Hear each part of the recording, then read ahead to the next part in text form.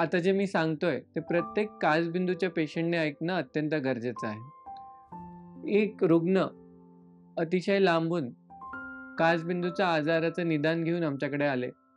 त्यांना काचबिंदूचं निदान 1.5 वर्षापूर्वी झालं होतं. रुग्णाचा काचबिंदू उशिरा निदान झाल्यामुळे रुग्णाचा एक डोळा पूर्णतः अंध झाला होता आणि दुसऱ्या डोळ्यामध्ये एक 60 ते 70% डॅमेज झालं होतं. ज्या रुग्णाचा काचबिंदूमध्ये एकदा नजर पूर्णतः गेली की ती परत आणणं अवघड असतं. परंतु जर दोन्ही डोळ्याला काचबिंदू आहे तर दुसऱ्या डोळ्यामध्ये औषधं टाकणं हे अत्यंत गरजेचं असतं. त्यांना खूप वेळ समजावून सांगितल्यानंतर त्यांना दुसऱ्या डोळ्यामध्ये औषधं टाकणं किती गरजेचं आहे आणि यामुळे त्या डोळ्याचा दृष्टी जाण्यापासून आपण कशी वाचवू शकतो हे सांगितल्यानंतर रुग्ण दुसऱ्या डोळ्यामध्ये औषधं टाकण्यासाठी तयार झाले आणि ते हळूहळू ते औषधं टाकायला लागले, ज्याच्यामुळे की दुसऱ्या डोळ्याची दृष्टी आपल्याला वाचवता आली.